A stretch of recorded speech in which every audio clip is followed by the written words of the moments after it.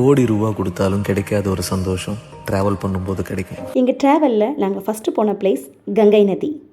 நதி ரொம்ப நீளமாக அழகாக, அதை விட ரொம்ப வேகமாக இருந்துச்சு, ஆக்ரோஷமாக கூட இருந்துச்சு. என்ன இன்னைக்கு எப்படி போறது?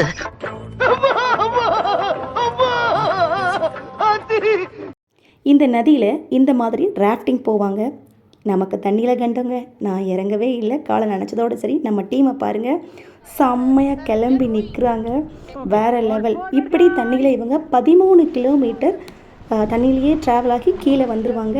ஸோ நாங்கள் அவங்கள பிக்கப் பண்ண போயாகணும். ஸோ நான் இவங்களுக்கு பாய் சொல்லி வழி அனுப்பிச்சி வச்சுட்டு நம்ம எப்போதும் போல் 2-3 செல்ஃபியை எடுத்துட்டு நாங்கள் பஸ்ஸில் ஏறி கிளம்பியாச்சு.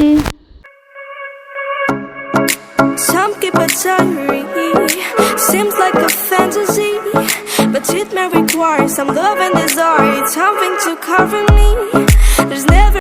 ராஃப்டிங் முடிச்சவங்களே பிக்கப் பண்ணிட்டு அடுத்து நம்ம போன இடம் தான் ஜீப் சஃபாரி. ஓகேவா, வேறு லெவல் எக்ஸ்பீரியன்ஸுங்க இது. இந்த ஜீப்பை பார்த்ததுமே எங்கள் எல்லாருக்குமே ஞாபகம் வந்தது கில்லி படம் தான்.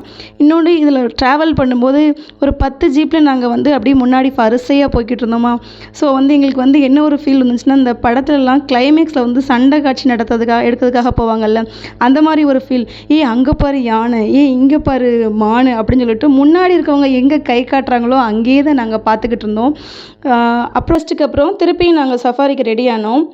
போயிட்டுருக்கும்போதே திடீர்னு புலி வந்தால் என்ன செய்யன்னு சொல்லிட்டு ஒரு கொஸ்டின் கேட்க, நம்ம அம்மா வெளில வச்சிரம்மா, நான் திரும்பி நின்று நீ என்ன புலியா அப்படின்னு நான் கேட்பேன்னு அவங்க சொல்ல, என்னோடய மைண்ட் வாஷில் என்ன இருந்துச்சுன்னு சொன்னால், புலிக்கு 5 பிரியாணி பார்சல்.